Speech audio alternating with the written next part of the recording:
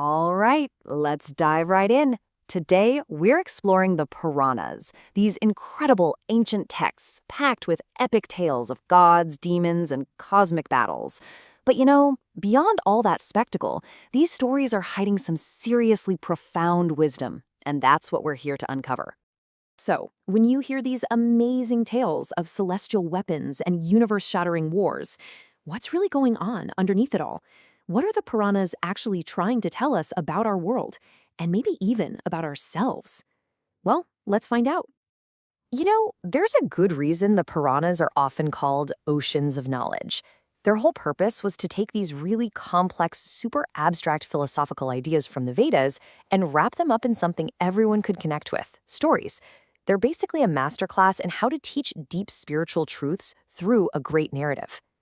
So here's the game plan for this explainer. First, we'll get a handle on what the Puranas actually are. Then we'll jump into that central conflict between the gods and demons. After that, we'll break down the massive concepts of Dharma and Karma, take a look at how cosmic justice works, and finally, see how all these threads weave together to point us towards some ultimate knowledge. Okay, so let's start at the very beginning. What exactly is a Purana? The word Purana literally just means ancient or old. And really, you can think of them as this huge, sprawling encyclopedia of Hindu mythology, cosmology, and philosophy.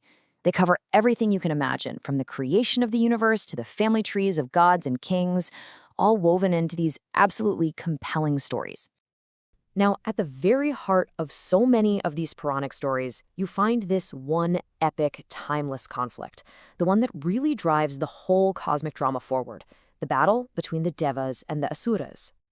So on one side, you've got the Devas, the gods. They're the ones trying to maintain cosmic order, they follow the path of Dharma, and on the other side, you have the Asuras, who we often call demons. They're usually driven by a hunger for power and are constantly challenging the Devas for control. It's that classic struggle for dominance, but on a cosmic scale. And this gives you a perfect visual of that contrast. You've got the Devas, representing light, order, and what's right, and then the Asuras, who embody chaos, ambition, and anything that disrupts that order. But here's the really fascinating twist. They're often depicted as half-brothers, sharing the same father. It's like they're two sides of the very same cosmic coin. And this is so important to understand. These epic battles weren't just some cosmic land grab. Think of them more like cosmic resets. Whenever the Asuras would get too powerful and throw the universe out of whack, a huge war would break out to restore Dharma, that fundamental underlying order of everything. So how does this massive cosmic struggle between gods and demons connect to our lives, to the principles that are supposed to guide us? Well, that brings us to two of the most critical concepts in the Puranas, Dharma and Karma. Dharma is a huge idea, but the simplest way to think about it is the right way to live. It's not just about religious rules. It's the whole ethical framework that's meant to hold society and even the universe together. It's about doing your duty, acting with integrity, and just keeping things in balance. The Puranas get really specific about what a life based on Dharma looks like. It includes things we can all understand: being truthful, nonviolent, compassionate, respectful. These aren't just seen as nice suggestions. They're the pillars that support a just world. And here's where it gets really interesting. Texts like the Linga Purana say that in a golden age, the Satya Yuga, people followed these principles naturally. But in our current era, the Kali Yuga, it's a constant struggle to uphold them, which you could argue makes these lessons more important than ever. And that's exactly where karma comes in. If Dharma is the law, then karma is the enforcement. It's that universal law of cause and effect. Every single action, good or bad, creates a result. And eventually, the person who performed the action has to face that result. No way around it. Okay, so if every action has a consequence, where and how does this cosmic justice actually get served? Well, the Puranas have some very, very vivid answers to that question. This is where the Puranic imagination just goes into overdrive. The texts have these incredibly detailed and, let's be honest, often terrifying descriptions of the afterlife, especially the realms of punishment known as Naraka, or hell. Now, what's really wild is the level of detail they go into. We're not talking about just one generic fiery pit here. The Puranas describe all these different hells, each one specifically designed to deliver a punishment that fits a particular sin. It's like a highly customized system of karmic justice. But here's the key idea. It's not really about eternal damnation. It's more about purification.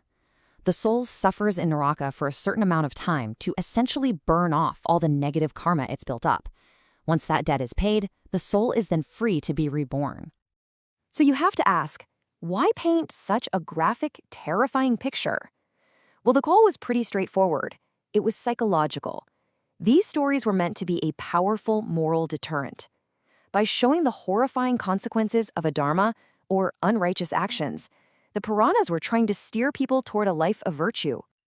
Okay, this brings us to our final and, honestly, the most important section. After all the cosmic battles, the moral codes, and the visions of the afterlife, what's the big takeaway? What is the supreme knowledge all these stories are pointing towards? At its very core, it boils down to this. The entire Puranic universe, with its gods, its demons, its heavens, and its hells, is one giant, epic narrative machine designed to teach Dharma. The stories are the spoonful of sugar to help the medicine of profound wisdom go down. See, the Puranas are incredibly clever. They work in layers. First, they grab your imagination with these amazing stories. Then, hidden inside those stories, they give you clear moral lessons about right and wrong. And finally, if you look even deeper, these tales start to reveal fundamental spiritual truths about reality itself and the soul's journey through it. And that right there is the absolute genius of the Puranas. They act as a bridge. They take the highest, most complex knowledge, stuff that was once only for sages and scholars, and they make it accessible, memorable, and meaningful for literally everyone, all through the universal power of a good story. So, we're left with one final thought. In our modern scientific world, what's the real value of these ancient stories? Are they just relics from a forgotten past? Or is it possible that these eternal struggles between order and chaos, and these timeless ideas of Dharma and karma, still hold up a mirror to our own lives and the challenges we're facing right now? That's something to think about.